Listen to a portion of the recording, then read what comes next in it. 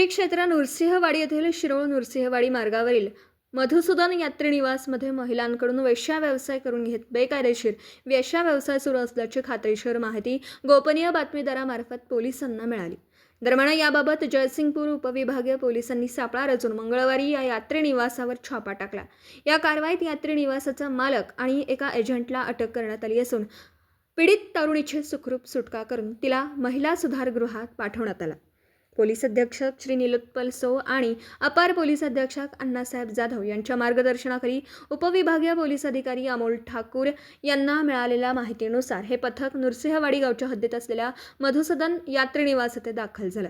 पथकाने गोपनीय वॉच लावून प्राथमिक माहिती पडताळल्यानंतर पंटर पाठवून पंचासमक्ष छापा टाकला। यावेळी पीडित मुलीला वेश्या व्यवसायासाठी प्रवृत्त करणाऱ्याने आपल्या यात्री निवासात जागा भाड्याने देऊन त्यावर उपजीविका करणारा लॉज मालक प्रसाद मधुकर शेडगे वय वर्ष 32 राहणार नृसिंहवाडी आणि एजंट कुमार रामचंद्र देसाई वय वर्ष 28 राहणार जाधव गल्ली खंडोबाची वाडी भिलवडी तालुका पलूस या दोघांना पोलिसांनी बेड्या ठोकल्यात। या कारवाईत एकूण 42,000चा मुद्देमाल जप्त करण्यात आला आहे। याबाबत पोलिसांनी दिलेल्या माहितीनुसार नृसिंहवाडीचे लॉज मालक प्रसाद शेडगे आणि एजंट कुमार देसाई हे दोघे महिलांना वेश्या व्यवसायासाठी भाग पाडत होते।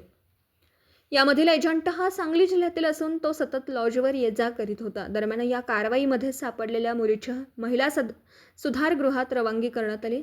ही कारवाई उपविभागीय पोलीस अधिकारी अमोल ठाकूर यांच्या नेतृत्वाखाली युवराज इनामदार, पोलीस उपनिरीक्षक जयसिंगपूर पोलीस ठाणे तसेच पोलीस हवालदार आणि पोलीस नाईक यांच्या पथकाने केली। जयसिंगपूर पोलीस ठाण्यात या प्रकरणी पुढील तपास सुरू आहे। या घटनेमुळे नृसिंहवाडी परिसरात खळबळ उडाली असून धार्मिक स्थळाच्या परिसरात असं अनैतिक कृत्य घडल्याने नागरिकांनी संताप व्यक्त केला। मराठी एस न्यूजसाठी नृसिंहवाडीहून संदीप आडसूळ।